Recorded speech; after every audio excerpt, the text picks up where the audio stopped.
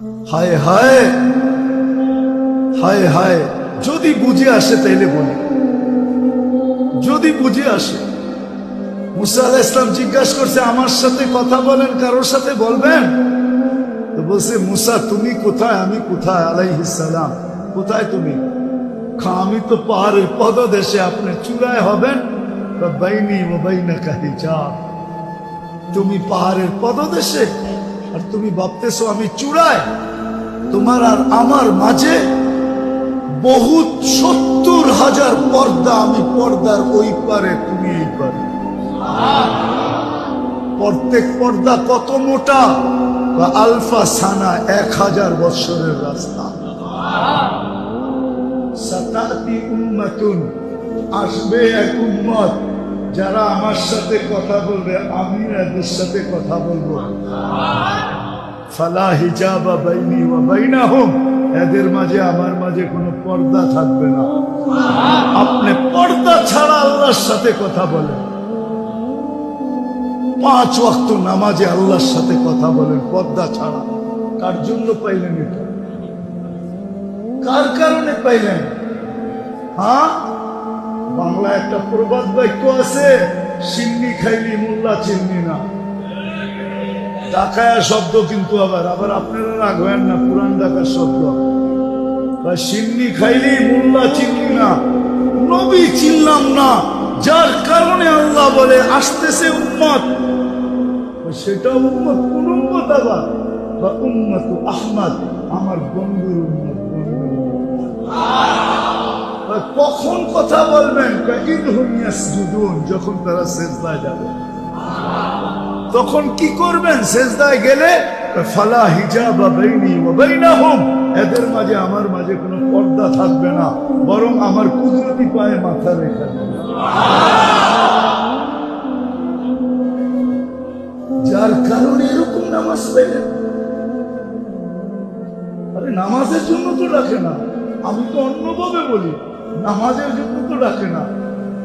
সারা রাত্র যখন পার হয়ে যায় তো আল্লাহ বলে, রাতটা কাইটা গেল, সুবে সাদেক হয়ে গেল, উম্মতে মুহাম্মাদি, তোর পরে তো আর কোনো উম্মত নাই, আমার বন্ধুর উপরেও কেউ নাই, পরেও কেউ নাই।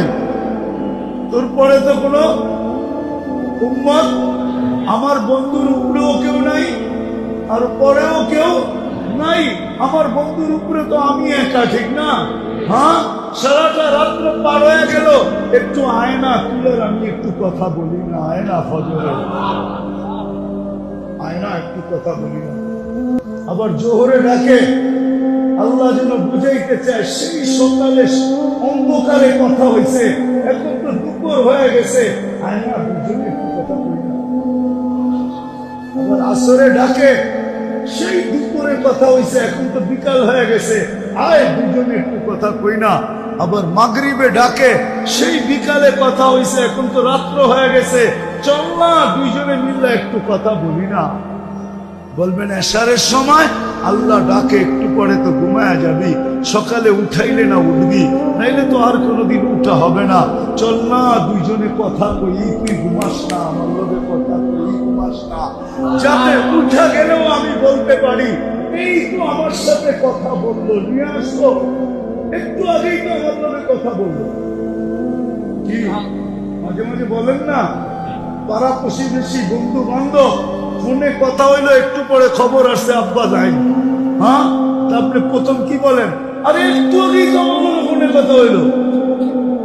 আল্লাহ যেন বলতে পারে, একটু আগেই তো আমার কথা হইলো, তোমরা নিয়ে আসছো, তাহলে আমার কাছেই রাখো,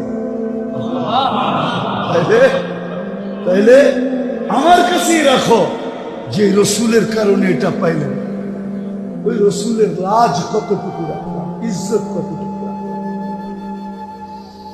৫০ ওয়াক্ত নামাজ ছিল, রসুলের কারণেই তো ৫ ওয়াক্ত কমায় দিল, ৪৫ ওয়াক্ত কমায় দিল, ঠিক না? হ্যাঁ, ওলামা বলুক কোন উম্মতের জন্য কমাইছে কিনা? হ্যাঁ, দিছেন যেটা ওটা আবার কম করছেন, দিছেন তো ৫০ ওয়াক্ত।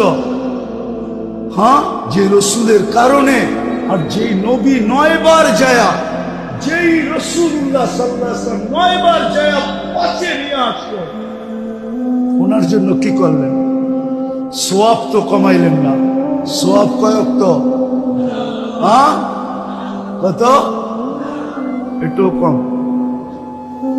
আচ্ছা 50ই মানলাম, ওনার জন্য কি করলাম?